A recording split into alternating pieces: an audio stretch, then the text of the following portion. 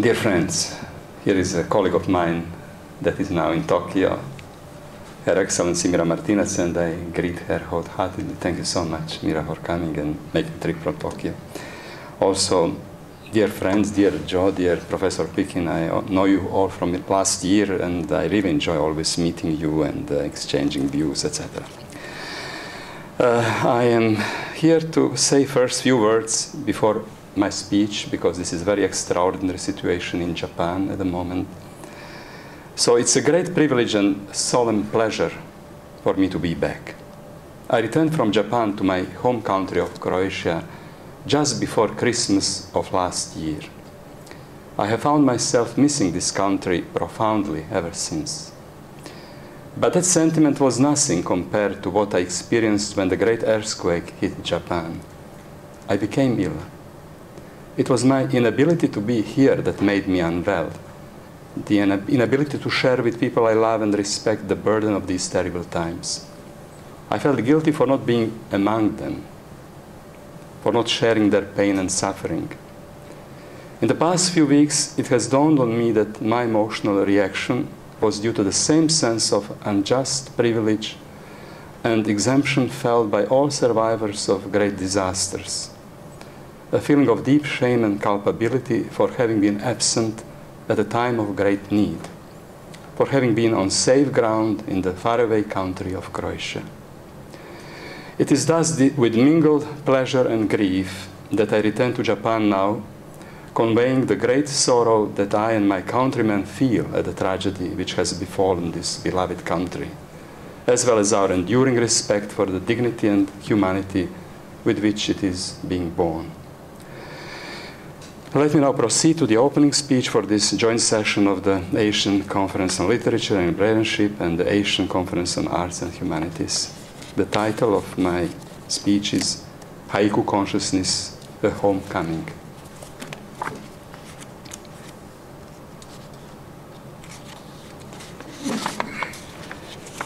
The images beamed around the world in the aftermath of the March 11 earthquake were nothing short of apocalyptic. For me, they brought to mind and horribly crystallized all the calamities with which our Earth is presently afflicted. The warming of the planet and drastic climate change, poverty and hunger, pollution and the menace of nuclear disaster, conflicts for dwindling resources and about world supremacy. The population of the Earth is threatened beyond words. Obliviously and obviously, we seem to march down a path of self-destruction that could be symbolically presented in the image of Ouroboros, the snake that eats its own tail. The world, our only world, as an Ouroboros. Isn't our planet, along with mankind which populates it, on the verge of perishing? Yet we must strive to understand the condition of the world in this time of looming and catastrophic downfall, to diagnose the disease in time and to prescribe the cure. We must fight with conviction, determination, and the will to survive. The pressing task of our days, the very continuation of human life on this beautiful, God-given blue planet. You may think my depiction exceedingly bleak, but for all that, mine is a message of hope. I retain the conviction that mankind is capable of thinking, feeling, and acting more harmoniously and responsibly than we do at present. And I want to use the haiku as a way of thinking about an improved humanity. The haiku is a way of accessing and representing an agenda for the common good, for the common betterment. By definition, the haiku is brief, even tiny. Yet in 3 short lines, a vast metaphysical expanse opens up. This is the paradox, the shock and the achievement of the haiku. A minimal amount of text charged with infinite space and time. I call this open space, this arena of metaphysics, the haiku consciousness. It is a way of being in harmony with nature and with one's own nature. It's a way of connecting between the world inside and the world outside, of joining our own internal light with exterior illumination. Imagine what it could mean for our world if haiku consciousness and composition could be globalized, could be generalized and universalized. Haiku acts as a harmonizing force on man's relation with nature, with the outside world, especially in an area where this juncture between man and nature is so pronounced.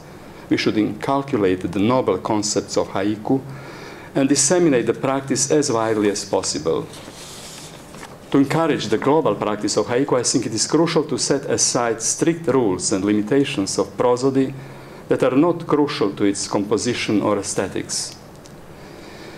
When I proposed the creation of a haiku award in memory of Professor Vladimir Davide, the pioneer of haiku in Croatia and the region as a whole, I suggested that modern and traditional haiku should be treated as equals. This is especially crucial for international haiku composition and competition, since not all languages can reflect Japanese syllabic patterns, nor do all climates mirror the 4 clear seasons which find expression in classical haiku. Insistence on narrow limitations won't give the haiku room to breathe in other languages, climates, cultures. Haiku is something more universal than its mere formal rules. It is a state of mind and an approach to thought, and as such, it cannot be confined to a certain amount of syllables or more. Let me explain what I think haiku can do for the spirit.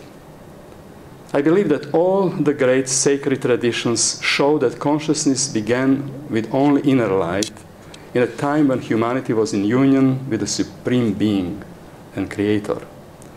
Corruption originated when people began tasting of the earth and of the outer light.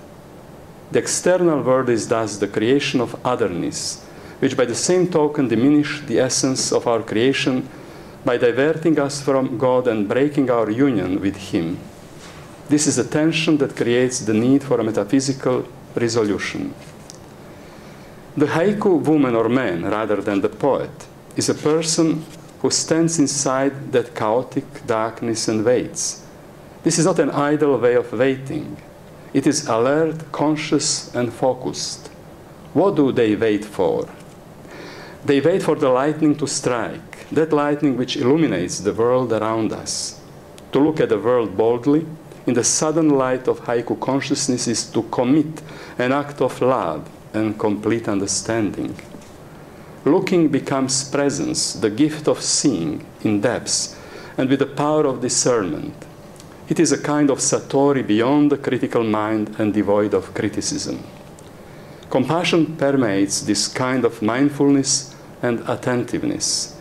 Haiku leads us in the right direction, homebirths, in a process of rediscovery and assimilation of our compelling and inherent universal values.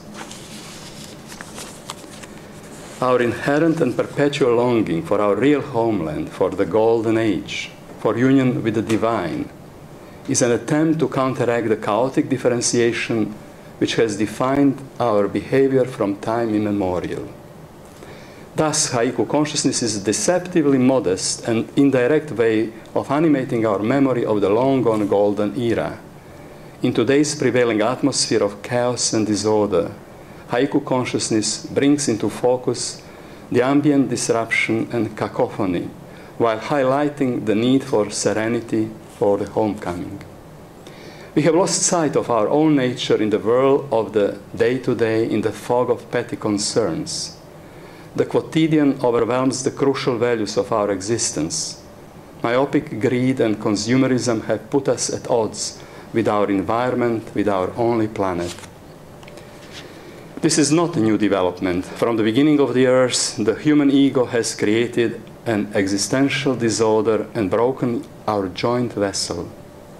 Now it has initiated, brought on the epoch of apocalypse. The haiku is minute and piecemeal, but inestimable and hopeful corrective. Through it we can inch closer to a reconstruction of the lost harmony between ourselves and nature, ourselves and God. In a world overcrowded with people, objects, and concrete, it is through small acts that we can enlarge our metaphysical space, that we expand our capacity for love, charity, and compassion, that we must look to our salvation. There are many words for what we have lost. our Tao, our way, our union with the gods, our fullness, our wholeness, our completeness. There can be no other remedy but a return to older ways of thinking and feeling. Haiku creates a new old completeness of earth and heaven, man and God, visible and invisible. Through it we can train ourselves to regain our old consciousness.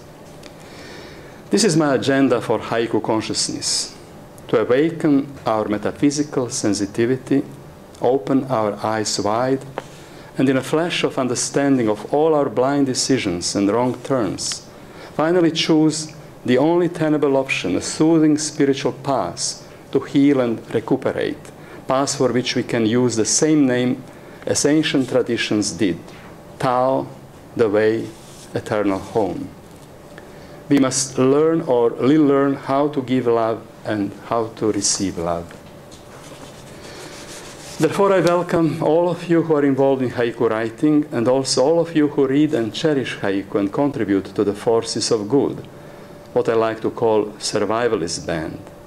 I invite you to join hands in encouraging the globalization of the forces of good, of everything that I have been trying to underline, the haiku forces of beauty and homecoming. All those of you who, through the ancient Japanese traditions of Shintoism and Buddhism, understand the meaning and value of Jodo, the pure land concept of the sacredness of earth, which views nature as an ally, an inescapable friend, and the nurturer of humanity. I repeat a call for you to work towards haiku's regenerative influence on ecology and green thinking, to proselytize the religious love of nature, its assistance and contribution to our survival.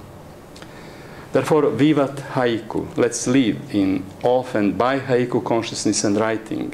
Let's celebrate its ethical purity, its metaphysical austerity. Let's become the priests and followers of religion called poetry.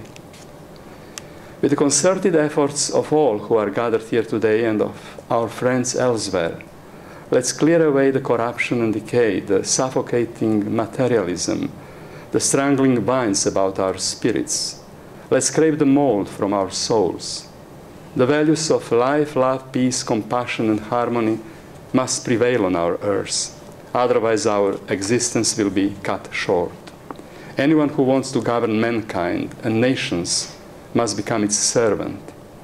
Thus, let us all become servants dedicated to serving the good, initiating the change in our own hearts, bringing out the living existence of the great heart, the great soul, the Mahatma of humanity. I wish to close with an example of linguistic sophistication in Japanese, its stunning capacity to denote, to name the grades and hues of existence. So, for example, in discerning degrees of moisture, there are many, but I'd like to cite one example, shimeru, which denotes the grade of moisture in the air, too great for a person to strike a match. We can use it as an allegory. Against the creeping damp of our world, we must exert our own burning and warming hearts to lessen shimeru. That way, we can ignite our matches, make a fire in our heart again, a fire on which we can warm our hands. We need to return to warmth and compassion. We should be warm to others so that we can ourselves feel warm again. We should love to be loved again. The haiku is minute and precise, a precious tool in this endeavor. It is a tool of our salvation. Therefore, I'll finish this presentation by reading in 3 versions, Japanese, English, and Croatian, one of the greatest and exceptionally majestic, perhaps the most spacious, all-encompassing haiku of all times, which prompted my pilgrimage to Japanese Sado Island in 2009. You probably already know where this is heading.